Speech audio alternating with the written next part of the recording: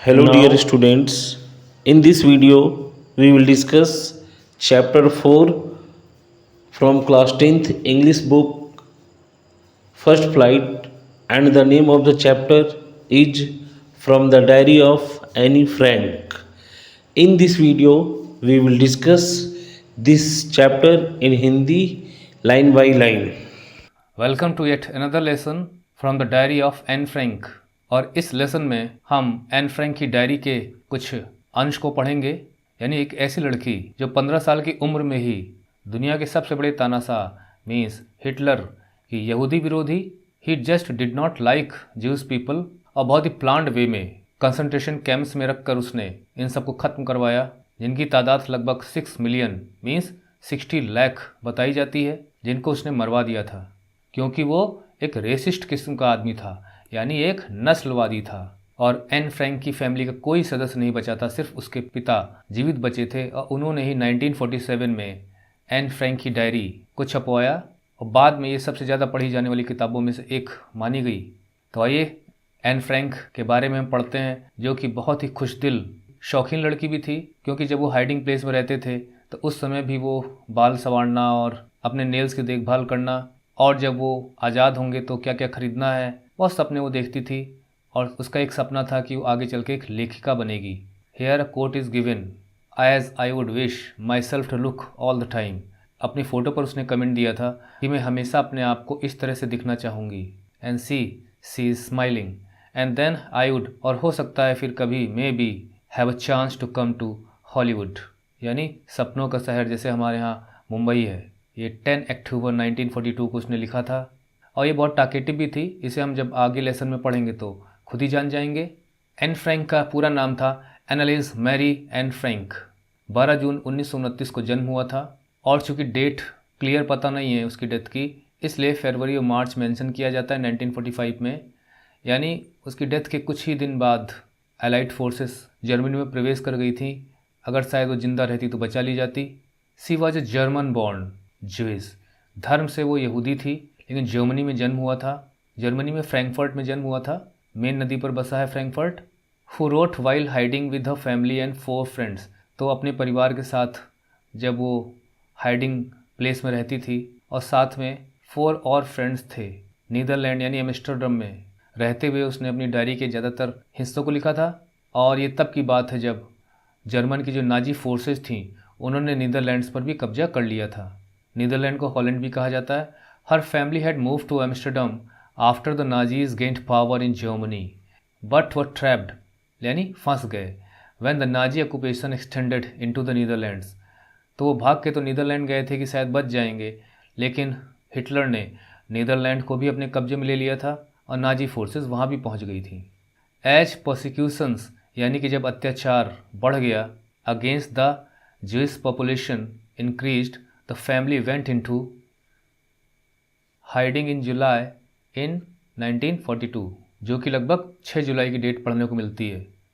In hidden rooms in a father Otto Frank's office building, तो जहाँ पर auto Frank काम किया करते थे उनकी ऑफिस की बिल्डिंग में ही वो लोग छुपे हुए थे। आफ्टर 2 ईयर्स इन हाइडिंग, लगभग 2 साल तक तो वो छुप कर रहने में कामयाब रहे। अगर हम एग्जैक्टली काउंट करें तो ये बनता है 2 ईयर्स एंड 35 डेज़। तब तक ये अपने आप को बचाने में कामयाब थे। The group was betrayed means किसी ने विश्वासघात कर दिया, धोखा दे दिया। And transported to the concentration camp, तो जो कंसंट्रेशन कैंप्स थे जहाँ पर बहुत ज़्यादा तादाद में बिना किसी मुकदमा चलाए और घुट घुट कर मरने के लिए मजबूर किया जाता था लोगों को, वहाँ पर उन्हें पहुँचा दिया गया। दे वर ट्रांसपोर्टेड, और वहीं कैंप में एन फ्रैंक की डेथ हो गई, और उसकी डेथ जो हुई थी वो टाइफाइड से हुई थी। और उस कैंप का नाम था Bergen Belsen camp. Within days of a sister Margot Frank, means पहले उसकी सिस्टर की डेथ हुई और उसके कुछ दिनों बाद एन फ्रैंक की भी डेथ हो गई। Her father Otto, the only survivor of the group, उसके पिता जो अकेले बचे थे उस परिवार में, return to Amsterdam after the war ended, जब युद्ध ख़त्म हुआ तो एम्स्टर्डम वापस लौटे ये देखने के लिए कि मेरी फैमिली से कोई बचा है कि नहीं, and to find that diary had been saved, तो सिर्फ ये पता चला कि एन फ्रैंक की डायरी बची हुई है, एन फ्रैंक नहीं है। पता नहीं जुल्म ढाने वालों का दिल कैसा होता है, जो बच्चों को भी नहीं बख्शते। एक दुष्ट व्यक्ति हिटलर ने जाने कितनी मौतों का जिम्मेदार बना। Convinced that it was a unique record, तो उसके पिता को ये विश्वास हो गया कि जो डायरी है ये अपने आप में यूनिक है। तब ही took action to have it published, तो उन्होंने कोशिशें शुरू कर दी कि इसे छपवाया जाए इन इंग्लिश, क्योंकि शुरू में ये डच में लिखी गई थी, यानी एन फ्रैंक डच भाषा में अपनी डायरी को लिखा करती थी। तो उसे इंग्लिश में छपवाया और उसका नाम दिया गया the diary of a young girl, और ये टाइटल सूट भी करता है। हालांकि इसमें एन फ्रैंक का नाम नहीं है टाइटल में, लेकिन इस डायरी ने एन फ्रैंक को इटर्नल बना दिया, वो मरकर भी आज अमर है। The diary was given to Anne Frank for a 13th birthday, तो जब वो 13th बर्थडे सेलिब्रेट कर रही थी तब उसको ये डायरी दी गई थी। And chronicles the events of a life from 12 June 1942। Chronicles means to give description date wise in a systematic way, in an orderly way, first, second, third, like this. What happened, then what happened, then what happened. So it is clear that she started writing from 12th June 1942 until its final entry of 1st August 1944. तो last entry जो थी वो 1 अगस्त 1944 को थी, क्योंकि 4 अगस्त को 1944 में उन्हें सबको गिरफ्तार कर लिया गया था। It was eventually translated from its original Dutch into many languages. Originally ये डायरी डच भाषा में लिखी गई थी, जैसा भी हमने बताया था, और उसके बाद इसे बहुत सी लैंग्वेजेस में ट्रांसलेट किया गया and became one of the world's most widely read books, तो दुनिया की सफल पुस्तकों में से मानी गई। There have also been several films बनी हैं, टेलीविज़न पे प्रोग्राम्स बने हैं, थिएट्रिकल प्रोडक्शंस हुए हैं एन फ्रैंक की लाइफ पर, and even an opera means नाटक भी लिखे गए based on the diary, described as the work of a mature and insightful mind. इस डायरी को इस तरह से डिस्क्राइब किया गया, मीन्स एक बहुत ही समझदार लड़की को रिफ्लेक्ट करती है, एंड इनसाइटफुल माइंड, ऐसा माइंड जो बहुत ही इंटेलिजेंट था, चीज़ों को बखूबी समझता था। The diary provides N intimate examination of daily life under Nazi occupation. Intimate means very close, जो हमें बहुत अच्छी तरह से पता हो, जिसके बारे में, जिसे हम बहुत अच्छे ढंग से जानते हो। इंटीमेट एग्जामिनेशन मीन्स जांच परख of daily life under Nazi occupation. तो डायरी में लिखा करती थी कि नाजी ऑक्यूपेशन के दौरान ज़िंदगी कैसी बीत रही थी लोगों की, उनकी खुद की। She was able to describe the things in a very impressive way. Anne Frank has become one of the most renowned means प्रसिद्ध and discussed of the Holocaust victims. तो हिटलर ने जो नरसंहार कराया था उसे ही हॉलोकास्ट कहा जाता है। विक्टिम्स मीन्स शिकार। तो उस हॉलोकॉस्ट के शिकार लोगों में, जिनकी संख्या 60 लाख से भी ज़्यादा है, उसमें सबसे प्रसिद्ध लोगों में एन फ्रैंक का नाम भी आता है। ये कुछ एक्सरसाइजेज हैं जिन्हें आपने ज़रूर किया होगा, नहीं किया है तो आप इसे खुद अटेम्प्ट करिए। और यहाँ से हम पढ़ेंगे एन फ्रैंक के द्वारा डायरी में जो लिखा गया उसको। Writing in a diary is a really strange experience. Diary लिखना एक अपने आप में एक स्ट्रेंज एक्सपीरियंस है, एक अजीब अनोखा एक्सपीरियंस अनुभव होता है जब हम डायरी लिखना शुरू करते हैं। फॉर समवन लाइक मी, और ख़ासकर मुझ जैसे के लिए, क्योंकि वो तो अभी छोटी थी, 15 साल की थी, और डायरी तो बड़े लोग लिखते हैं, ऐसा वो समझती थी। Not only because I have never written anything before. ये स्ट्रेंज एक्सपीरियंस इसलिए नहीं है कि मैंने अभी तक कुछ भी नहीं लिखा है, डायरी जैसी चीज़ को मैंने छुआ तक नहीं है, बट ऑल्सो बिकॉज एक वजह यह भी है, it seems to me that later on neither, कि बाद में नाइदर आई नॉर एनीवन, ना मैं न कोई और, एल्स मीन्स दूसरा, will be interested in the musings of a 13-year-old school girl. Musings means ऐसे थॉट्स जिन पर हमने अच्छा खासा सोच विचार किया हो, means deep thoughts, or insightful thinkings. तो जब वो डायरी में लिखेगी तो सोच विचार कर ही लिखेगी, ऐसा तो है नहीं किसी छोटे बच्चे की तरह से बस पेन पकड़ लिया, जहाँ चल रहा है वैसे खचाते हुए चले गए, नॉट लाइक दैट। तो इस डायरी में जो कुछ भी लिखूंगी वो मेरे वेल थॉट आउट आइडियाज़ होंगे, ओपिनियंस होंगे, डिस्क्रिप्शंस होंगे। कोई भी, ना मैं ना कोई दूसरा, उसमें इंटरेस्ट लेगा, उसको पढ़ने की कोशिश करेगा। Of a 13-year-old school girl, तो तब तो 13 साल की थी लगभग, तो उसने 13-year-old गर्ल लिखा है अपने आप को। तो 13 साल की लड़की की डायरी को कौन पढ़ना चाहेगा? कोई उसके विचारों में इंटरेस्ट नहीं लेगा, और शायद वो बड़ी होने के बाद खुद को भी ये समझ के कि तब तो मैं छोटी थी, मैंने क्या लिखा होगा, क्या पढ़ना, मैं खुद भी इंटरेस्टेड नहीं होंगी। तो यहाँ हम ये कह सकते हैं कि उसके अंदर एक नर्वसनेस भी थी, और साथ में वो डाउटफुल भी थी कि क्या उसे डायरी लिखनी चाहिए कि नहीं लिखनी चाहिए, लिखने का फ़ायदा ही क्या होगा जब ना मैं पढ़ूंगी ना कोई और पढ़ेगा। इस तरह के विचार उसके मन में यहाँ पर आ रहे थे। ओह वेल, लेकिन फिर उसने अपने आप को एक झटका सा दिया कि ये क्या नेगेटिव विचार्स मेरे मन में आ रहे हैं। ओह वेल, इट डजेंट मैटर, अरे तो क्या हुआ, कोई फ़र्क नहीं पड़ता इससे। आई फील लाइक राइटिंग, मेरा मन कर रहा है लिखने का, मैं लिखूंगी। फील लाइक मीन्स मेरा मन करता है कि मुझे लिखना है। And I have an even greater need, और एक तो यहाँ कारण बता रही है लिखने का कि मेरा मन कर रहा है लिखने का, I feel like writing diary. और दूसरा ये कि I have an even greater need, मेरी एक और आवश्यकता है, एक और ज़रूरत है जिसकी वजह से मुझे डायरी लिखना चाहिए। To get all kinds of things off my chest. To get off my chest का मतलब ये होता है कि जो कुछ भी आपके मन में भरा हुआ है आप उसे दूसरों से शेयर करके अपने मन को हल्का कर लें। अक्सर कोई चीज़ हमें पता होती है और आप ये वेट करते हैं कि कब स्कूल कल खुले, कब मैं जाऊँ, कब अपनी फ्रेंड्स को ये चीज़ बताऊँ। कभी हम बहुत दुखी होते हैं तो अपने फ्रेंड से शेयर करके अपना मन हल्का कर लेते हैं। कभी कोई हमसे गलत काम हो जाता है, हम बहुत ही गिल्टी फील करते हैं। तो ज़रा सोचिए कि एक सॉरी शब्द कहने के बाद कितना मन हल्का फील होता है अगर कोई आपको माफ़ भी कर दे, आपकी सॉरी को एक्सेप्ट कर ले। Paper has more patience than people, these are very good lines. Paper has more patience than people, patience means धैर्य, सब्र, सहन करने की क्षमता। तो इसका हम क्या मीनिंग लगा सकते हैं यहाँ पर? इसका मीनिंग हम यहाँ पे दो तरीके से लगा सकते हैं। एक तो ये कि पेपर पर हम कुछ भी लिख सकते हैं, चाहे वो बहुत ही बोरिंग हो, चाहे बहुत ही हॉरिबल हो, चाहे बहुत ही रिवोल्यूशनरी हो, या हम उसमें गाली क्यों ना लिख रहे हों, रो रहे हों, दुख एक्सप्रेस कर रहे हों, गुस्सा उतार रहे हों, पेपर रिएक्ट नहीं करता।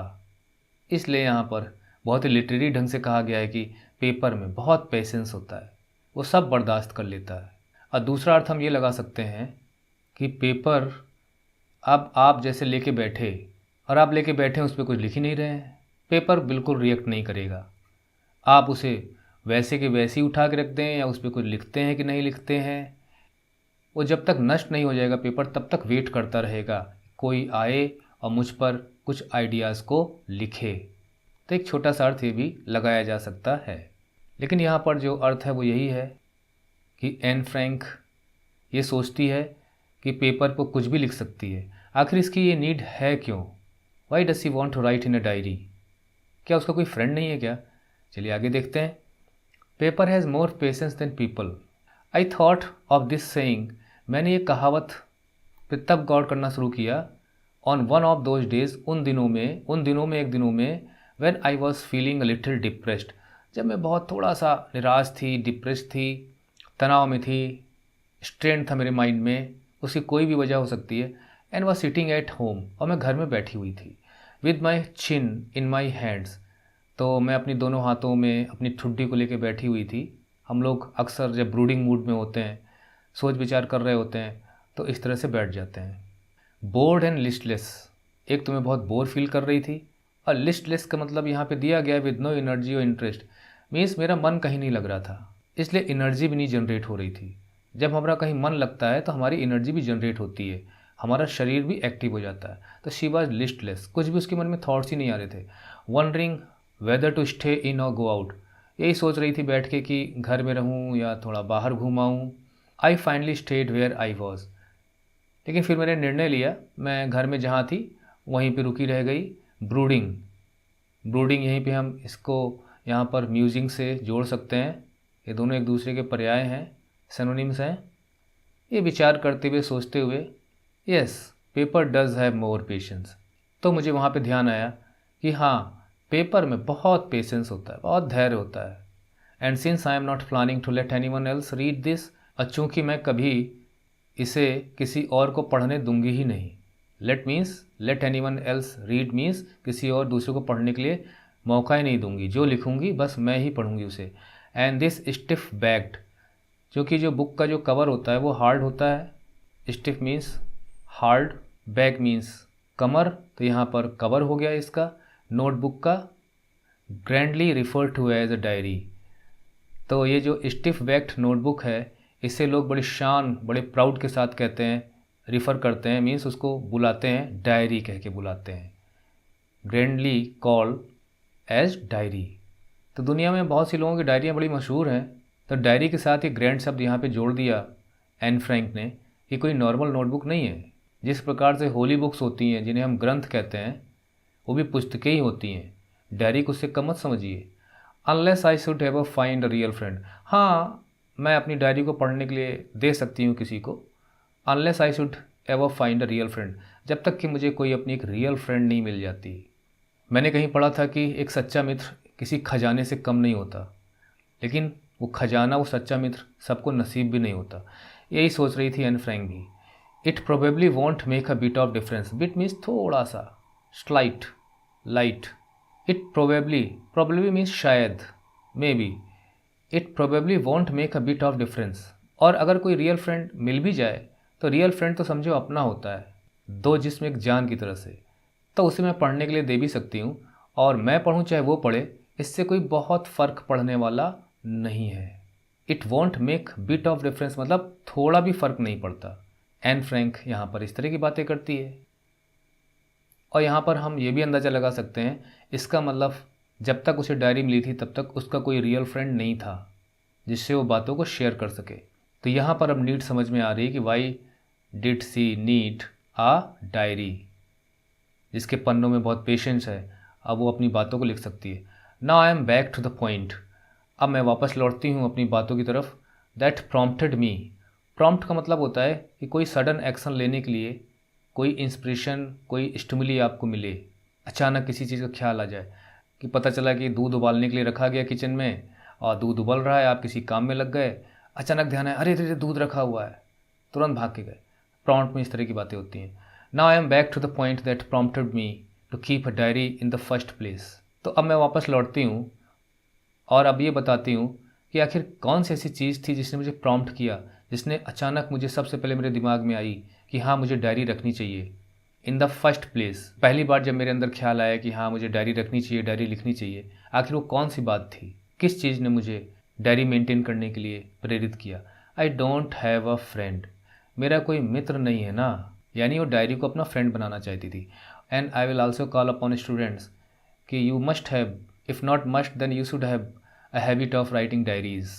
कम से कम एक डायरी मेंटेन करिए, लॉक लगाइए उसके अंदर। अगर उसकी प्राइवेसी मेंटेन कर सकते हैं तब तो आप डायरी मेंटेन करिए। उसमें 100% जो भी मन में आता है आप डायरी को अपना फ्रेंड समझकर सब कुछ लिखा करिए उसमें।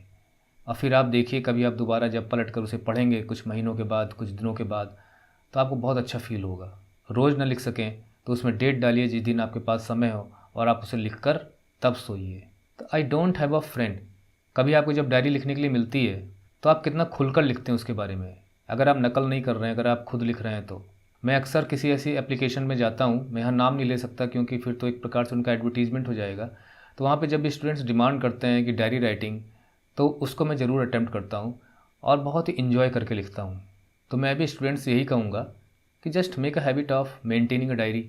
I don't have a friend, मेरा कोई मित्र नहीं है ना। Let me put it more clearly, चलिए मैं आपको और अच्छे ढंग से इसे स्पष्ट तरीके से समझाती हूँ। Since no one will believe that 13-year-old girl, क्या वजह है ना कि कोई विश्वास ही नहीं करेगा कि एक 13 साल की लड़की is completely alone in the world, इस दुनिया में पूरी तरह से अकेली है। दरअसल ये अभी छोटी है, और अक्सर ऐसी उम्र में जब हमें कोई इम्पोर्टेंस नहीं देता या हमें लगता है कि हमारे फ्रेंड्स हमें समझते नहीं हैं, तो हम बहुत अकेलापन महसूस करते हैं। थोड़ा इमेच्योरिटी होती है उस वक्त। कभी कभी हम ये सोच लेते हैं दुनिया में कोई नहीं है, मम्मी पापा भी मेरे को नहीं समझते, ऑल दीज थिंग्स। एनीवे, हमें तो यहाँ पे ध्यान देना है कि मेरा कोई फ्रेंड नहीं है ना, मैं अकेली हूँ इस दुनिया में, एंड आई एम नॉट। तो अब यहाँ क्या हम समझें, इसको यहाँ पे आप देखिए, नो वन विल बिलीव, कोई विश्वास ही नहीं करेगा कि 13 साल की एक लड़की दुनिया में इतनी अकेली है। और क्या बताऊँ, मैं सच भी हूँ भी तो नहीं ना अकेली। आई हैव लविंग पेरेंट्स, मेरे कितने प्यारे प्यारे मेरे माता पिता हैं, एंड अ 16-year-old सिस्टर, मेरी एक 16 साल की बहन है जो कि इसकी बड़ी बहन थी, and there are about 30 people, और कुल मिला के लगभग 30 लोग ऐसे हैं आई कैन कॉल फ्रेंड्स, जिन्हें मैं अपना मित्र कह सकती हूँ, अपना फ्रेंड कह सकती हूँ। आई हैव अ फैमिली, मेरा एक परिवार है। लविंग आंट्स, मेरे आंट्स हैं, और एक अच्छा घर भी है। नो, ऑन द सरफेस, देखिए सरफेस पे समुद्र में लहरें नज़र नहीं आती, जबकि गहरे बहुत ही लहरें चलती रहती हैं हमेशा। तो ऊपरी तौर पे बाहर से जो कुछ नज़र आता है उसे हम कहते हैं ऑन द सरफेस, अंदर क्या चल रहा है हमें पता नहीं होता। तो तो अंदर से तो बेचारी अकेली है ना, ऊपर से लगता है कितने लोग उसके साथ हैं। No, on the surface I seem to have everything except my own true friend. यानी ऊपरी तौर पर तो ऐसा लगता है, लोग ये समझते होंगे, मुझे भी खुद भी लगता है कि आई हैव एवरीथिंग, मेरे पास सब कुछ है, घर है, फैमिली है, प्यार करने वाले लोग हैं, except my one true friend, सिर्फ एक कोई सच्चा मित्र नहीं है। यहाँ पे साइकोलॉजी की बात हम कर सकते हैं कि जब बच्चे बड़े होने लगते हैं, खासकर जिस एज में ये है और ग्रो अप होते हैं, तो उनका अपना एक पीयर ग्रुप बनता है। उस पीयर ग्रुप का मतलब होता है उनकी फ्रेंड सर्किल बनती है और उस सर्किल की बातों को वो ज़्यादा इम्पोर्टेंस देते हैं और अपने पीयर ग्रुप के लोगों की बातों को मानने के लिए उन्हें पेरेंट्स की बातों को भी डिसोबे करना शुरू कर देते हैं। चाहे उन्हें दुनिया के लोग कितना ही प्यार करें, लेकिन उनके हम उम्र जो मित्र होते हैं, अगर वो उन्हें रिजेक्ट करना शुरू कर दें तो बच्चे बड़े उदास हो जाते हैं। वो उन्हीं के बीच में रहना पसंद करते हैं, उनकी ख्वाहिश को पूरा करने की कोशिश करते हैं। तो इस तरह का कोई मित्र इसका नहीं था। देखिए, उसके पास सब कुछ है लेकिन फिर भी एक मित्र को ढूंढ रही वो। क्योंकि हम जब पैदा होते हैं तो हमारे रिलेशंस पहले से ही बन जाते हैं। हमारे माता पिता और भी जो हमारे रिलेटिव्स होते हैं, they are automatically made, we find them readymade relations. लेकिन जो फ्रेंड है वो हम यहाँ पर बनाते हैं, वो हमारा खुद का क्रिएशन होता है। तो उस क्रिएटिविटी को वो ढूंढ रही थी और उसे कोई फ्रेंड नहीं मिल रहा था। All I think about when I am with friends. हाँ, ऐसा तो है नहीं कि मेरे फ्रेंड्स नहीं होंगे, मैं स्कूल जाती हूँ तो ज़रूर मेरे फ्रेंड्स होंगे। All I think about when, मुझे बस इतना ही ख्याल आता है। All I think about means मुझे बस इतना ही ख्याल आता है when I am with friends, जब मैं दोस्तों के साथ होती हूँ, is having a good time, कि मैं उनके साथ एक अच्छा समय बिताऊँ, उनके साथ इंजॉय करूँ। I can't bring myself to talk about anything. Bring myself to talk, इसका मतलब ये होगा कि मैं अपने आप को राज़ी नहीं कर पाती, अपने मन को मना नहीं पाती, उस स्तर पे ला नहीं पाती। Talk about anything but ordinary. देखिए, बट का मतलब यहाँ पे है एक्सेप्ट, तब आपको क्लियर होगा। About anything accept ordinary everyday things, कि मैं उनके साथ बस वही रोज़मर्रा की बातें करती हूँ, नॉर्मल बातें करती हूँ, ऑर्डनरी थिंग्स। इसके अलावा मैं उनसे कुछ भी बात नहीं कर पाती। अब यहाँ पे आप ये कह सकते हैं कि या तो उसकी फ्रेंड्स उस लायक नहीं होंगी या एन फ्रैंक की एक कमी होगी, एक वीकनेस होगी उसके माइंड में। We don't seem to be able to get any closer. We don't seem to be, ऐसा लगता ही नहीं है कि हम लोग बहुत क्लोज आते हैं या आ सकते हैं या क्लोजर हैं। कोई बात मन में आए और बताने की कोशिश करूं तो मैं बता नहीं पाती उनको। इसका मतलब ये है कि क्लोजनेस नहीं है उतनी जितनी होनी चाहिए, and that is the problem, और यही समस्या है। एन फ्रैंक ने यहाँ पे ज़्यादा डिटेल नहीं दिया है, तो इसे हम ये मान के चल सकते हैं कि एन फ्रैंक जिस लेवल का फ्रेंड चाहती थी वो उसे नहीं मिल रहा था। May be it is my fault, और फिर वो कहती भी है बड़ी सादगी के साथ, बड़ी ऑनेस्टी के साथ, हो सकता है कि मेरी फॉल्ट हो, मेरी अंदर कमी हो, that we don't confide in each other, कि हम लोग कभी एक दूसरे में कॉन्फाइड करते ही नहीं है। देखिए, कॉन्फाइड, कॉन्फिडेंस, कॉन्फिडेंस मीन्स होता है विश्वास। तो कोई ऐसा व्यक्ति जिसमें हम सारी बातें अपने एकदम शेयर कर दें, डाल दें अपने मन की, निकाल के उसके मन में बातें, कि वो मिले तो देखो मैं सब बता दूंगी उसको, सब बता दूंगा उसको, ऐसे व्यक्ति को विश्वास पात्र कहा जाता है, जिसमें हम अपनी चीज़ों को पूरी तरह से पूरी विश्वास के साथ बता सकें, कन्फाइड कर सकें। कन्फाइड के बाद इन प्रीपोजिशन आता है, कन्फाइड इन ईच अदर। तो मेरे वो मित्र जो थी, वो ऐसा लगता ही नहीं था कि हम एक दूसरे में विश्वास कर सकते हैं, हर बात शेयर करने की बात आए तब। इन एनी केस, यानी किसी भी मामले में, that is just how things are, चीज़ें बस ऐसे ही हैं, मामला कोई भी हो, हर हाल में ऐसा ही लगता है जैसा यहाँ एन फ्रैंक ने बताया। एंड अनफॉर्चुनेटली, और दुर्भाग्यवश, they are not liable to change.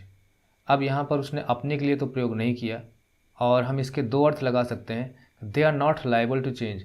एक तो उन लड़कियों के लिए हो सकता है जो उसकी फ्रेंड्स हों, कि उनमें पॉसिबिलिटी भी नहीं है। लायबल का मतलब यहाँ में ले सकते हैं कि पॉसिबिलिटी होना, कि कभी संभव हो पाएगा कि वो बदल पाएंगी। या हम ये मान सकते हैं कि जो भी चीज़ें जिक्र कर रही है यहाँ पे, थिंग्स, कि हम खेलते हैं, कूदते हैं, लेकिन हम अपनी बातों को उस तरह से शेयर नहीं कर सकते जैसे एक दूसरे पे विश्वास करके किया जा सकता है। तो ये जो हालात है ना, ये बदल भी नहीं पा रहे हैं और बदलने की कोई संभावना भी नहीं है। This is why I have started diary, और इसलिए मैंने डायरी में लिखने का निर्णय लिया, डायरी में लिखना शुरू किया। तो डायरी को उसने अपना बेस्ट फ्रेंड बना लिया। टू इन्हेंस, इन्हेंस का मतलब होता है कि और रिच कर देना किसी मामले में, हर मामले में, चाहे वो ब्यूटी हो, चाहे वो क्रिएटिविटी हो, चाहे कोई आर्ट हो, उसको और अच्छा कर देना। To enhance the image of this long awaited friend. देखिए, long awaited friend, it is a passive voice construction, जिसका बहुत समय से इंतजार हो, लॉन्ग अवेटेड फ्रेंड। तो वो फ्रेंड जो मेरा रियल फ्रेंड होगा कभी, उसका बहुत दिनों से इंतजार है तो अब मैं उसके बारे में ज़्यादा कुछ नहीं बताऊंगी, क्योंकि यहाँ तक तो यही बताती चली आ रही है कि नहीं मिल रहा रियल फ्रेंड, नहीं मिला।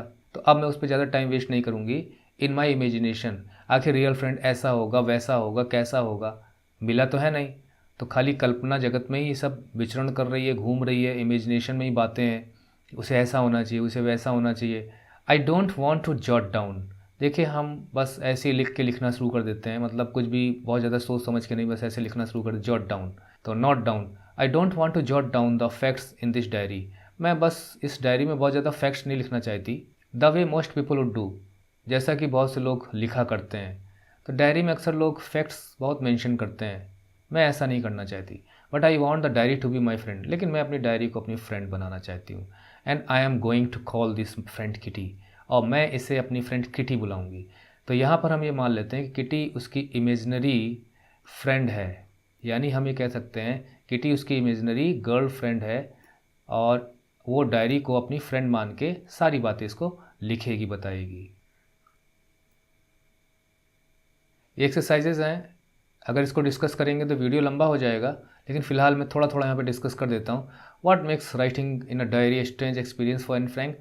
तो 2 कारण यहाँ बताए गए हैं।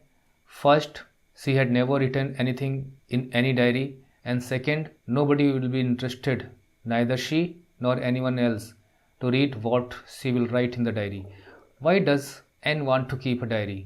N want to keep a diary because she did not have any real friend. So diary will act her friend, and she will be able to share everything with her friend Kitty. That is the diary. Why did Anne think she could confide more in a diary than in people? It is just because she did not find anyone in whom she could confide and share things. Though she spent time with them, enjoyed with them, but she did not find anyone like a real friend. Since no one would understand a word of my stories to Kitty.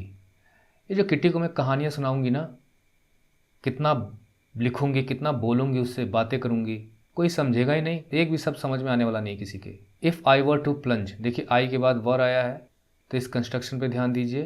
तो यहाँ पे इसकी जगह हम काश शब्द का प्रयोग कर सकते हैं। If I were to plunge right in, तो यहाँ पे फ्रेज का प्रयोग हुआ है, प्लंज राइट इन, जिसका मतलब होता है कि बिना कोई भूमिका बताए हुए सीधा टॉपिक पर आ जाना। अगर मुझे सीधा टॉपिक पर आना हो कि मैं जो कहना चाहती हूँ उसे कहना हो, तो मैं ये कहूँगी I had better provide a brief sketch of my life, कि मुझे इस डायरी में पहले अपना थोड़ा सा जीवन के बारे में ज़रूर लिखना चाहिए। अभी उसने कहा था कि फैक्ट्स नहीं लिखूंगी, लेकिन यहाँ वो लिखना चाहती है much as I dislike doing so, और यहाँ पे कन्फ्रंट भी कर रही है, much as I dislike doing so, यानी मुझे अच्छा भी नहीं लगता कि मैं फैक्ट्स लिखूं, लेकिन फिर भी मेरा मन कर रहा है कि मुझे लिखना चाहिए। तो यहाँ पे बहुत ही ऑनेस्टली स्वीकार कर रही है वो कि I don't like to sketch my life but I have to. शायद डायरी में ये होना चाहिए, जो लिख रहा है डायरी उसके जीवन के बारे में पता होना चाहिए। My father the most adorable father, दुनिया के सबसे प्यारे फादर, जिसके प्रति हमारी श्रद्धा हो, फेथ हो, विश्वास हो, जिसे हम बहुत ज़्यादा एडोर करते हो, बहुत ज़्यादा सम्मान देते हो, प्यार करते हो। My father the most adorable father I have ever seen, शायद दुनिया में जितने पिता मैंने देखे और लोगों के, सबसे ज़्यादा बेस्ट फादर मेरे हैं। Didn't marry my mother until he was 36, जब तक 36 साल के वो नहीं हो गए उन्होंने मेरी माँ से शादी नहीं की थी। एज सी वॉज 25, तो देखिए यहाँ पे लगभग 11 ईयर का गैप है।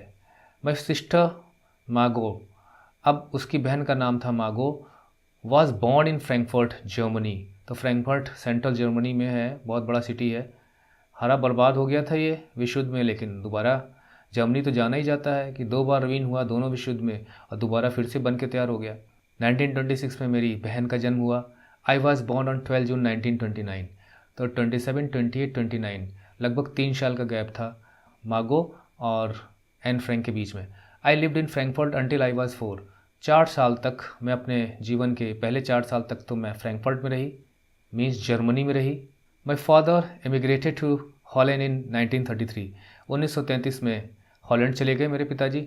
ये 1933 वही ईयर है, आपने क्लास 9 में हिस्ट्री में पढ़ा होगा, जब हिटलर की पार्टी ने सबसे ज़्यादा सीटें पाई थीं, और यहीं से हिटलर का जर्मनी में शासन शुरू होता है और 1945 तक ये चलता है, जब तक कि उसने अपनी आत्महत्या नहीं कर ली। My mother Edith Hollander Frank, ये नाम है एन फ्रैंक की माँ का, went with him to Holland, तो वो भी चली गई उनके साथ in September. While Margot and I was sent to Aachen to stay with our grandmother. इसका मतलब पेरेंट्स तो वहाँ चले गए और इन दोनों बहनों को ग्रैंड मदर के पास छोड़ा जाना था. Margot went to Holland in December. मेरी बड़ी बहन दिसंबर में हॉलैंड गई, यानी अभी रह गई है ये Anne Frank. And I followed in February, और मैं फरवरी में वहाँ गई. इसका मतलब ये है कि वहाँ पेरेंट्स जाकर ये देखना चाहते थे कि कैसे हालात हैं, फिर हम अपने बच्चों को बुलाएंगे. When I was plunked down on the table, means table बिछा हुआ है और जैसे लगे कोई चीज़ ऐसे ला के रख देना उसके ऊपर. So plunked down on the table as a birthday present for Margot. तो वहाँ पर मेरी बड़ी सिस्टर पहले से ही थी, और भी लोग थे, और फिर किसी को पता नहीं था या पता भी रहा होगा, मैं वहाँ पहुँची और मुझे ले जाकर टेबल पे बिठा दिया गया, क्योंकि छोटी थी, वो बेबी थी और मार्गोट का बर्थडे था उस समय. तो मैं एक बर्थडे गिफ्ट की तरह वहाँ पर पहुँची. और छोटे बच्चों को कितना प्यार करते हैं लोग. I started right away at the Montessori nursery. Started right away का मतलब यहाँ पे ये हो गया कि मैंने वहाँ पहुँचने के बाद ही मुझे कहीं एडमिशन दिला दिया गया मॉन्टेसरी नर्सरी स्कूल में. I stayed there until I was 6 साल तक मैं वहाँ रही. At which time I started in the first form, और मैंने वहाँ पर फर्स्ट क्लास में स्टार्ट किया. इन द 6th फॉर्म, जब मैं 6ठी क्लास में पहुँची, my teacher was Mrs Kuperus, the head mistress. वो हेड मिस्ट्रेस थी. At the end of the year we were both in tears. देखिए यहाँ बड़ी पोइटिक लाइन्स है. At the end of the year we were both in tears. और जब हमारे बिछड़ने का समय आया तो हम दोनों रो रहे थे.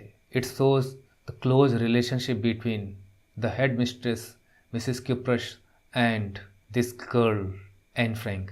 We said a heart breaking farewell. हमने एक दूसरे को फेयरवेल किया, एक दूसरे से विदा ली, लेकिन भारी मन से हमने विदाई ली.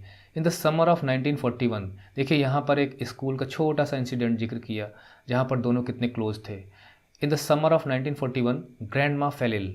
मेरी दादी बीमार पड़ गई 1941 में, गर्मियों के मौसम में. And had to have an operation, उनका एक ऑपरेशन हुआ. So my birthday passed with little celebration. तो मेरा बर्थडे, चूँकि जून पड़ता है ना गर्मी में, तो मेरा बर्थडे जो है वो बिना किसी सेलिब्रेशन के चला गया. ग्रैंड माँ डाइड इन जनवरी 1942. जनवरी 1942 में मेरी ग्रैंड माँ की डेथ हो गई. No one knows how often I think of her. कोई नहीं जानता हाउ ऑफन, कितना ज़्यादा, यानी अक्सर, आई थिंक ऑफ हर, मैं उनके बारे में सोचती रहती हूँ. एंड स्टिल लव हर, और आज भी उनसे बहुत प्यार करती हूँ. यानी जब वो डायरी लिख रही है, जिस समय इन शब्दों को लिख रही है, तब तक की बात है. This birthday celebration in 1942 was intended to make up for the other. तो 1942 के जून में जो बर्थडे पड़ रहा होगा एन फ्रैंक का, उसका जिक्र है. Was intended. इंटेंडेड का मतलब यहाँ पे हम लगा सकते हैं मेंट, यानी उसका जो मकसद था वो ये था to make up for the other. Make up for का मतलब होता है किसी कमी को पूरा करना. The other and grandma's candle was lit along with the rest. तो अब इस बर्थडे पर एक सदस्य नहीं था, वो था ग्रैंड माँ, जिनकी डेथ हो चुकी थी. तो ग्रैंड माँ की कमी को पूरा करने के लिए एक कैंडल वहाँ पे जलाई गई कि जैसे वो वहाँ पर हो. The 4 of us are still doing well. चारों लोग, हम लोग अभी भी बहुत अच्छे ढंग से हैं. And that brings me to the present day of 20th June 1942. और इसी तरह से हम लोग हंसी खुशी रहते हुए 20 जून 1942 की डेट तक पहुँचे. And the solemn dedication of my diary. Solemn का मतलब होता है कि सीरियस, डिटर्मिन्ड और बहुत ही ऑनेस्ट, मतलब दिल से जो चीज़ जुड़ी हो वो सोलम है. साइलेंस हो, अगर बहुत ज़्यादा साइलेंस हो तो सोलम हो जाएगी. प्रॉमिस करते हो, अगर बहुत ही गहरे दिल से किया है तो सोलम प्रॉमिस हो जाएगा. कोई प्रतिज्ञा करते हो और दिल से प्रतिज्ञा करते हो कि हाँ पूरा करना है, तो सोलम प्लेज हो जाएगी. डेडिकेशन मतलब जिसे हम डेडिकेट कर रहे हैं, समर्पित कर रहे हैं. तो यहाँ पे डेट है 20 जून 1942. तो वहाँ पर जो हमने बताया कि सोलम डेडिकेशन का जो मीनिंग बताया था, उसको यहाँ पर थोड़ा सा और हम एक्सटेंड करेंगे और यहाँ अप्लाई करेंगे कि वो जो डायरी मुझे बर्थडे पे मिली थी 12 जून को, आज उसमें कुछ शुरुआत करने का दिन था. इस तरह से सोलम डेडिकेशन यहाँ पे हम अप्लाई कर सकते हैं, और वो भी सीरियस वे में. ऐसा नहीं कि बस आज लिखा फिर बाद में नहीं लिखेंगे. तो बहुत ही सोची समझी रणनीति के तहत, वेल थॉट आउट प्रोसेस के तहत डायरी को शुरू करने का दिन आ गया था. डियरेस्ट किटी, कितनी खुशी खुशी वो अपनी डायरी को किटी संबोधित कर रही है. Our entire class is quaking in its boots. Now again यहाँ पर ये एक फ्रेज इस्तेमाल हुआ है, यानी डर से घबरा जाना, कांपना. कांप ना भी रहे हों तो बहुत ज़्यादा घबरा जाना. Our entire class is quaking in its boots. पूरी क्लास डरी हुई है, घबराई हुई है. द रीज़न ऑफ कोर्स, कारण बेशक. इसका मतलब पहले से ही पता था क्या कारण होता है. Is the fourth coming meeting in which the teachers decide. आगे आने वाली कोई मीटिंग थी, तो अक्सर ये मीटिंग होती थी, इसलिए यहाँ लिखा है कि बेशक वो मीटिंग जिससे हम लोग घबरा जाते थे। In which the teachers decide, जिसमें टीचर्स ये फैसला करते हैं, डिसाइड करते हैं, who will move up to the next form, अगली क्लास में कौन कौन जाएगा। मीन्स ये प्रोग्रेस रिपोर्ट या रिजल्ट कार्ड का दिन था, और ये हर साल आता ही होगा, इसलिए यहाँ पे ऑफ कोर्स शब्द का प्रयोग किया गया है कि बेशक क्यों डरे हुए थे। From and who will be kept back, और किसे वापस रोक लिया जाएगा, डिटेन कर लिया जाएगा, यानी वो फेल हो जाएगा। Half the class is making bets, अब कई लोग तो लगभग आधी क्लास शर्त लगाने में बिजी है, वो फेल होगा, मैं पास होऊंगा, मैं फेल होऊंगा, ये सारी चीज़ें शर्त, बच्चों में होता है सब कुछ। G and I laugh ourselves, तो ये कोई होगी उसकी friend, and I laugh ourselves silly. वैसे सिली को हम मूर्खता से जोड़ते हैं, तो यहाँ पर इसको अप्लाई करेंगे हम ऐसे मौके पर भी जहाँ पे घबराहट होनी चाहिए। हम लोग खूब हंस रहे थे, खूब खुलकर हंस रहे थे, तो इसलिए यहाँ पे लिखा गया लाफ आवर सेल्फ सिली, यानी laughing profusely in an uncontrollable way at the two boys behind us. वो भी किस पे हंस रहे थे, पीछे जो दो बच्चे बैठे हुए थे, दो लड़के बैठे हुए थे उन पर, Sanne and Jacques, who had staked their entire holidays. यहाँ पे स्टैक को हम यहाँ पे जो इसका कॉन्टेक्चुअल मीनिंग है उसी को लेंगे, यानी एक प्रकार से अंदाज़ा लगाना, गैम्बलिंग करना और उस पर शर्त लगाना कि देखते हैं कौन सही निकलता है। तो इसलिए who have staked their entire holiday saving, तो जो भी हॉलीडे की सेविंग्स होती हैं, घर से मिला करती है पॉकेट मनी वगैरह, उसको बचा के रखा गया था ऑन देयर बेट, कि भाई दोनों में से जैसे ए और बी है, तो अगर ये शर्त हारेगा तो ये पैसा देगा, ये हारेगा तो ये पैसा देगा। तो दोनों के बीच में जो शर्त लगी है, इसी के लिए यहाँ पे स्टैक्ड वर्ड प्रयोग हुआ है। दोनों ने अपनी चाल चली हुई थी कि मैं कहता हूँ ये होगा, वो कहता है वो होगा। From morning to night it is, सुबह से लेकर शाम तक इट इज़, बस यही होता रहता है। यू आर गोइंग टू पास, तुम पास होने जा रहे हो, नो आई एम नॉट, नहीं नहीं नहीं मैं नहीं पास होने जा रहा हूँ, यस यू आर, हाँ तुम होने जा रहे हो। ये दोनों लोग यही सब करते रहते थे, नो आई एम नॉट, नहीं नहीं मैं नहीं होने जा रहा हूँ। मतलब ये भी है कि उसको पास होने के लिए दूसरा कह रहा है, तो दूसरा कह रहा है नहीं नहीं मैं नहीं होऊंगा। बच्चे हैं। Even G's pleading glances and my angry outburst, यानी जो उसकी फ्रेंड है जो उसके साथ बैठती होगी, जीज प्लीडिंग ग्लेंसेज, तो वो उनको चुप कराने के लिए कहती होगी प्लीज़ चुप हो जाओ, प्लीज़ चुप हो जाओ, रिक्वेस्ट के मूड में। अब माई एंग्री आउटबस्ट, और जब वो लोग इस तरह से करते होंगे, आपस में बातचीत करते होंगे, तो दोनों सुनकर इसमें से वो तो प्लीडिंग हो जाती थी थोड़ी सी रिक्वेस्ट के मूड में, और एन फ्रैंक गुस्सा होके, जब आप अपने को कंट्रोल नहीं कर पाते हो, मुंह से कुछ बोल देते हो, देन आउटबस्ट, एक गुब्बारा है अचानक फूट गया, आउटबस्ट हो गया, अचानक फूट पड़ा। तो मेरा गुस्सा और उसकी प्लीज़ प्लीज़ चुप हो जाओ, ये सब इन दोनों की बातों को सुनकर होता था। कांट काम देम, तो भी वो लोग शांत नहीं होते थे। इफ़ यू आस्क मी, अगर मुझसे पूछो ना, there are so many dummies, इस क्लास में इतने ज़्यादा डमीज़ हैं, यानी मूर्ख लोग, स्टूपिड पीपल हैं, that about a quarter of the class would be kept back, कि लगभग 25% लोग को तो रोक ही लेना चाहिए। इसका मतलब एन फ्रैंक इंटेलिजेंट थी, but teachers are the most unpredictable creatures on earth. तो यहाँ फिर उसने टीचर पे कमेंट किया, जिसके भविष्य के बारे में ना बताया जा सके वही है अनप्रिडिक्टेबल। क्रीचर्स मीन्स प्राणी, तो इस पृथ्वी पर जो प्राणी पाए जाते हैं उसमें से शिक्षक नाम की जो प्रजाति है वो क्या करेगी कोई नहीं जानता। यहाँ पे बात है किसे पास करेगी किसे फेल करेगी, ये फ्रेटर्निटी टीचर्स की। आई am not so worried about my girlfriends, मैं अपनी गर्लफ्रेंड्स के बारे में तो ज़्यादा चिंतित नहीं हूँ, मतलब जो उसकी सहेलियाँ थीं, एंड माई सेल्फ, मुझे अपनी भी चिंता नहीं है। और हाँ, गर्ल्स तो वैसे ही बहुत डिसिप्लिन होती हैं, दे आउट परफॉर्म बॉयज़, हर साल रिजल्ट निकलता है तो देखिए आउट परफॉर्म कर देती हैं। वी विल मेक इट, हम लोग तो कर ही लेंगे, मतलब we will make it, we will succeed. The only subject I am not sure about is maths, हाँ मैथ में कुछ गड़बड़ होने की संभावना है। एनीवे, लेकिन फिर भी all we can do is wait, अब तो भाई हमें इंतज़ार करना पड़ेगा क्या होने वाला है उस मीटिंग का। अनटिल देन, तब तक we keep telling each other not to lose heart, तब तक हम एक दूसरे को यही समझाते रहें, देखो हिम्मत नहीं हारना है, don't lose heart. I get along pretty well with all my teachers, get along का मतलब प्रिटी वेल मतलब ठीक ठाक, गेट अलॉन्ग मतलब मेरे बहुत अच्छे रिलेशंस हैं टीचर्स के साथ। देयर आर 9 ऑफ देम, कुल मिला के 9 हैं, यानी बड़ा स्कूल नहीं था, या हो सकता है कि जो टीचर्स उसको पढ़ाते हैं उनकी संख्या 9 हो। 7 men and 2 women, मिस्टर खी सिंह, अजीब सा नाम है। द ओल्ड फॉगी, यहाँ मीनिंग दिया गया है कि कोई old fashioned person who teachers maths, वो मैथ पढ़ाते थे। वॉज एनॉयड विथ मी, वो मुझसे बहुत ज़्यादा परेशान रहा करते थे। फॉर एजेस, युगों युगों से। अब कितने साल की उम्र थी ही इसकी। तो जब हम किसी चीज़ को बर्दाश्त नहीं कर पाते तो वो चीज़ हमें अगर 1 मिनट भी बर्दाश्त करनी पड़े तो हमें लगता है बहुत टाइम हो गया। तो ऐसा लगता है कि वो बहुत परेशान थे मुझसे, because I talked so much. मैं बहुत बात करती थी ना। एन फ्रैंक बातूनी थी, स्कूल में बातें किया करती थी, ये मैंने शुरू में ही बता दिया था आपको। और जो उसकी बड़ी सिस्टर थी वो इंटेलिजेंट थी, पढ़ने में भी ठीक थी। और एन फ्रैंक लाइवली थी काफ़ी ज़्यादा, भविष्य के सपने देखती थी। अभी हमने कोट पढ़ा था जहाँ पर वो हॉलीवुड जाने की बात करती थी, पेरिस जाने की बात करती थी, राइटर बनने की बात करती थी। मैं ऐसी दिखनी चाहती हूँ हमेशा, इस तरह की बातें करती थी। और देखिए डायरी लिख रही है इतनी कम उम्र में। आई टॉक्ड सो मच, मैं बहुत बात करती थी ना। आफ्टर सेवरल वार्निंग्स, कितनी मुझे चेतावनियाँ दी जाती थी फिर भी मैं बात करती रहती थी। ही असाइंड मी एक्स्ट्रा होमवर्क, तो काफ़ी वार्निंग देने के बाद एक दिन उन्होंने मुझे एक एक्स्ट्रा होमवर्क दे दिया, जो नॉर्मल सब लोगों को मिलता है उसके अलावा मुझे कुछ ज़्यादा दिया। An essay on the subject, और एक टॉपिक दिया, ए chatter box.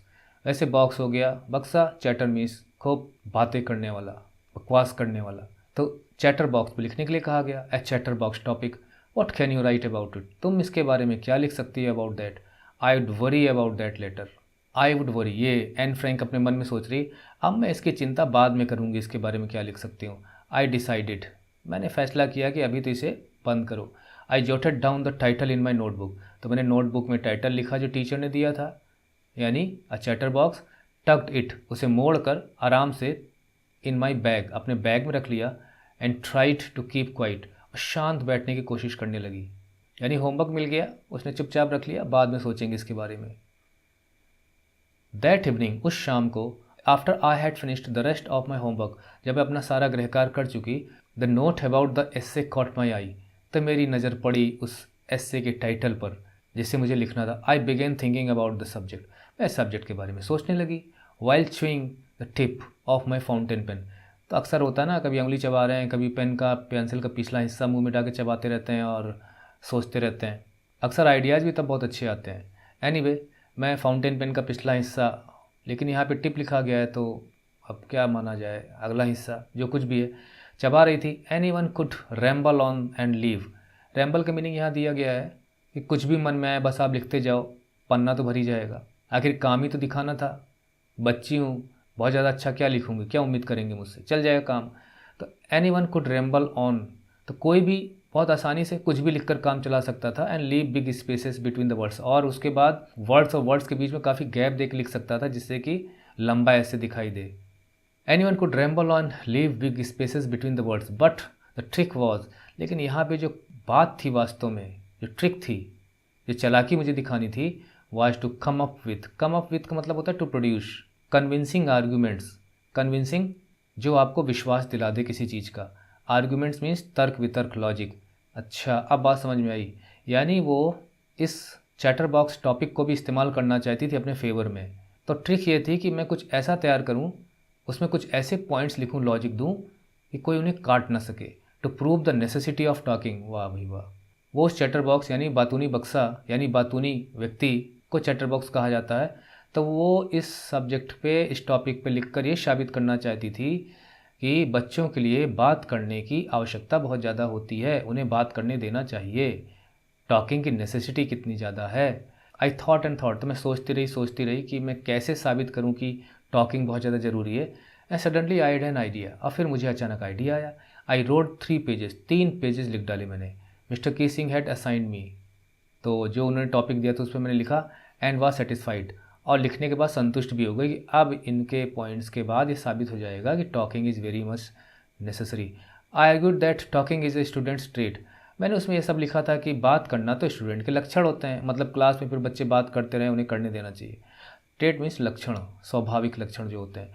And that I would do my best to keep it under control, ये बहुत ही ह्यूमरस लाइन्स हैं कि मैं कोशिश भी करूँगी कि ये जो लक्षण है, एक तो कह रही है कि नेचुरल ट्रेट है तो इसको रोकना नहीं चाहिए, लेकिन फिर भी मैं कोशिश करूँगी कि मैं अपनी बात करने की जो ये हॉबी है इससे मैं थोड़ा सा कंट्रोल करके रखूँ, हालांकि मेरा राइट बनता है, मेरा नेचुरल ट्रेट है। इस तरह से उसने तर्क रखे अपने। But that I would never be able to cure myself of the habit, उसके बाद ये भी कह रही है, लेकिन मैं शायद कभी भी, मतलब आगे जीवन की भी बातें गिना दी, कभी भी, क्योर मीन्स इलाज, माई सेल्फ मतलब अपना, ये जो बात करने की जो आदत है ना मुझे, मैं अगर ये बीमारी है, मतलब वो टीचर को लॉजिक के मामले से समझा रही है, इस बीमारी का इलाज है नहीं मेरे पास, मैं इस अपनी आदत को रोक नहीं पाऊंगी। सिंस माई मदर टॉक्ड, मेरी माँ बहुत बात करती थी, एज मच आई डिड, जितनी कि मैं बात करती हूँ, इफ़ नॉट मोर, क्या बात है, कह रही है कि जितनी मेरी माँ बात करती थी उससे ज़्यादा नहीं तो उतनी तो कर ही लेती हूँ, and that there is not much you can do, और आप इसमें कुछ कर भी नहीं सकते। आखिर ये पैदाइशी और पैतृक गुण है ना, इनहेरिटेड ट्रेट है। So not much you can do about inherited traits. अच्छा, यहाँ पे वर्ड इस्तेमाल भी हुआ है। ये तो हमारी पुश्तैनी आदतें हैं, पूर्वजों से मिली हैं, आप कुछ कर भी नहीं सकते, लेकिन हाँ मैं कंट्रोल में करके रखने की कोशिश करूँगी। Mr Keesing had a good laugh, Mr Keesing हंसने लगे। चलिए, कम से कम ओल्ड फैशन व्यक्ति था लेकिन इसे लाइटली ले रहा था। एट माई आर्ग्यूमेंट्स, गुस्सा नहीं हुए, but when I proceeded to talk my way through the next lesson, तो जब नेक्स्ट लेसन पढ़ाने की बात आई तो फिर मैं प्रोसीड हुई बात करने के लिए, यानी बात करने का मेरा मन किया। ही असाइंड मी ए सेकेंड एस्से, तो उन्होंने मुझे दूसरा एस्से दे दिया। यानी अजीब तरीका निकाला था कि अगर बात करूँगी तो एस्से दे देंगे। This time it was suppose to be on an incorrigible chatterbox. अब उन्होंने इसके साथ एक एट्रीब्यूट लगा दिया चैटर बॉक्स के साथ, इनकॉरिजिबल, जिसे सुधारा ना जा सके उसे कहते हैं incorrigible. I handed it in, मैंने भी उसे लिखा और उन्हें थमा दिया। And Mr Keesing had nothing to complain about for 2 whole lessons. इसका मतलब उसने पता नहीं क्या उसके अंदर लिखा था कि अगले 2 लेसन्स तक मिस्टर कीसिंग ने मुझे टोका ही नहीं, यानी उन्हें मुझसे कोई शिकायत ही नहीं हुई। How ever during the 3rd lesson, इसका मतलब हम यहाँ पे अंदाज़ा लगा सकते हैं कि एन फ्रैंक इतनी इंटेलिजेंट थी कि वो टीचर्स को भी शांत करने की ताकत अपने लॉजिक से रखती थी। जैसे यहाँ पे मैं एक उदाहरण बताता हूँ कि एक बहुत छोटा बच्चा था, केजी का था, तो रूरल एरिया में विद्यालय था, तो उससे मैंने देखा कि टीचर समझा रही थी, उनकी लेडी टीचर, कि जब हमें टॉयलेट के लिए जाना हो तो हमें कहना चाहिए कि miss may I go to bathroom. तो अब वो लंबा सेंटेंस हो गया और बच्चा छोटा था और समझ नहीं पा रहा था, तो उसने सीधा सा जवाब दिया, मैडम अभी तो लगी ही नहीं है। तो कभी कभी ऐसे हाजिर जवाब बच्चे होते हैं जो शांत कर देते हैं। 2 लेसन तक तो शांत रहे। However during the 3rd lesson, जब तीसरा लेसन शुरू हुआ, he would finally had enough, तब तक बहुत हो चुका था, बहुत बर्दाश्त कर चुके थे वो। Anne Frank as punishment for talking in class. अब यहाँ पे कोटेशन मार्क का मतलब ये है कि उन्होंने डायलॉग्स बोले यहाँ पे एक सजा के तौर पर, वो भी क्लास में बात करने के लिए। राइट एन ऐसे इंटाइटल्ड, ऐसे लिख के लाओ क्वैक क्वैक क्वैक। अच्छा, ये बतख की आवाज़ के लिए हम लोग प्रयोग करते हैं, यानी बात बात बात करने से रिलेटेड है। सेड मिस्ट्रेस चैटर बॉक्स, तो अब यहाँ पे मिस्ट्रेस लगा दिया गया, तो Anne Frank mistress chatter box बन गई और mistress chatter box quack quack quack करती हैं। बड़े इंटेलिजेंट दिमाग लगा के दिया गया टाइटल। तो देख रहे हैं अच्छा खासा मुकाबला हो रहा है। तो क्लास रोल्ड, क्लास हंसने लगी, ऐसा ही होता है, ये हंस रही, ये हंस रहा है, ये हंस रहा है, इसका चेहरा गिरा हुआ। I had to laugh too, मुझे भी हंसी आ रही थी, यानी मैं भी हंसना चाहती थी। दो I had nearly exhausted my इंजीनिटी, exhaust मतलब थक जाना होता है, या हम ये कह सकते हैं कि उसके आइडियाज़ लगभग समाप्त हो चुके थे कि अब वो क्या करे, 2 ऐसे तो झेल चुकी थी। माई इंजीनिटी, कुछ ओरिजिनल तरीके से आप कोई चीज़ सॉल्व करते हो, कोई चीज़ नई बना देते हो, उसको इंजीनिटी कहा जाता है। यानी इसमें इन्वेंटिवनेस शामिल होता है, इम्प्रोवाइजेशन शामिल होता है, समथिंग ओरिजिनल एलिमेंट होते हैं। On the topic of chatter boxes, chatter boxes में लिख लिख कर तो एग्जॉस्ट हो चुकी थी वो। It was time to come up with something else, उसने सोचा अब कुछ और नया करना चाहिए, समथिंग ओरिजिनल, कुछ ओरिजिनल करना चाहिए, यानी कुछ क्रिएट करना चाहिए। माई फ्रेंड सैनी, मेरी फ्रेंड थी, who is good at poetry, उसको पोइट्री बहुत अच्छी आती है। क्योंकि उसे वो प्रेजेंट टेंस में लिख रही है, क्योंकि डायरी लिखते वक्त उसकी फ्रेंड वो रही होगी। Offer to help me write the essay from beginning, उसने कहा कि लाओ मैं तुम्हारा एस्से शुरू से लेके अंत तक खुद ही लिख दूंगी, वर्ड्स में, पोइट्री में। And I jump for Joy, मैं खुशी के मारे कूद पड़ी। तो जंप फॉर जॉय का मतलब कूदना ही नहीं होता, मतलब मेरी खुशी के मारे मेरा ठिकाना नहीं रहा कि चलो मैं तो एग्जॉस्ट हो गई थी, अब ये लिखेगी और पोइट्री में लिखेगी तो समथिंग न्यू होगा। Mr Keesing was trying to play a joke on me, Mr Keesing मुझ पर जॉक करना चाहते हैं, मेरा मजाक उड़ाना चाहते हैं। ऑन मी, यहाँ प्रीपोजिशन पे ध्यान दीजिए, जॉक ऑन मी, तो जॉक करना चाहते हैं विद दिस रिडिकुलस सब्जेक्ट, इतना हास्यास्पद, हंसी उत्पन्न करने वाला सब्जेक्ट है ये। But I would make sure the joke was on him, लेकिन मैं ऐसा कुछ करूँगी ना कि जोक उन पर ही उल्टा चला जाएगा। आई फिनिश्ड माई पोएम, मैंने अपनी पोएम फिनिश की, एंड इट वॉज ब्यूटीफुल, बहुत अच्छी पोएम थी। It was about a mother duck, एक मदर डक के बारे में थी, and a father swan with 3 baby ducklings, और 3 बेबी डकलिंग्स थे, who were bitten to death, लेकिन उनकी मौत हो जाती है, लेकिन they were bitten to death by the father, ओफो, because they quack too much, क्योंकि वो बहुत ज़्यादा बात करते थे। ओह माई गॉड, क्या लिखा इन लोगों ने, इतना सेंसिटिव। लकीली मिस्टर की Singh took the joke the right way, mister की सिंह ने जब इसको पढ़ा तो जोक को उन्होंने सही रूप में लिया। He read the poem to the class, मतलब पोएम को उन्होंने क्लास को भी सुनाया। एडिंग हिज ओन कमेंट्स, उसमें उन्होंने अपने खुद के कमेंट दिए। And to several other classes as well, और इसके अलावा वो कई क्लासेस में उसका जिक्र करते हैं। कुल मिला के जो टीचर था उनका, वो कोई भी इलविल नहीं पालता था माइंड में, ग्रज नहीं पालता था उन बच्चों के खिलाफ जो बच्चे उसे थोड़ा सा परेशान करते थे, बल्कि उसने इस पोएम की तारीफ़ की। Since then I have been allowed to talk and haven't been assigned any extra, क्योंकि बात दिल में लग गई ना। 3 baby ducklings who were bitten to death, क्योंकि तीनों बात बहुत करते थे। यहाँ पे फादर की हैसियत से टीचर था, तो क्या वो इतनी बड़ी सज़ा देगा? और जबकि छोटे छोटे बच्चे हैं, बात करते करते करते करते थकते नहीं हैं बच्चे, उनका नेचर होता है, ट्रेट होता है। ये चीज़ की सिंह की समझ में आ गई। इसलिए कहा जाता है कि कभी भी आदमी को डायलॉग से दूर नहीं रहना चाहिए, कम्युनिकेशन करना चाहिए, और समझाने में बहुत बड़ा असर होता है। समझा ले गए तो बड़े बड़े लोग समझ जाते हैं। Since then I have been allowed to talk and haven't been assigned any extra homework, तब से लेके मुझे बात करने की इजाज़त भी दी गई, कोई होमवर्क भी नहीं दिया गया। ऑन द कॉन्ट्रेरी, बल्कि होमवर्क देने की बजाय मिस्टर के Singh is always making jokes these days, आजकल वो जोक ही मारते रहते हैं। तो लास्ट में हम ये अंदाज़ा लगा सकते हैं कि उस छोटी सी स्टोरी ने, डकलिंग वो bitten to death by the father, उसने इतना बड़ा किसिंग पर असर किया कि उनका नेचर ही बदल गया। अब वो खुद ही जोक मारते रहते हैं, बहुत ही जोवियल मूड में पढ़ाते हैं, आते हैं, मिलते हैं, लोगों से बात करते हैं। और यहाँ पर उस दिन जो डायरी समाप्त हुई थी योस यानी किट्टी के लिए। और ये जो एक्सट्रैक्ट है the diary of a young girl से लिया गया है विथ स्लाइट अडाप्टेशन। तो जो थोड़ा बहुत चेंजेस हम करते हैं तो उसी को अडाप्टेशन कहा जाता है। यहाँ पे एक लास्ट क्वेश्चन पे नज़र जा रही है, what made mister Keesing allow Anne to talk in class. तो छोटा सा आंसर मेरे दिमाग में आ रहा है, वो ये आ रहा है, the small story of the duck and ducklings was able to impart the insight that the story wanted, and that insight, the sensitivity of the relation between talkativeness of children, was very well grasped by teacher, and he was convinced that it is really a trait and they should be allowed to talk. We cannot punish them the way the ducklings were. In exercise को आप खुद ही करिए। तो ये lesson यही समाप्त होता है।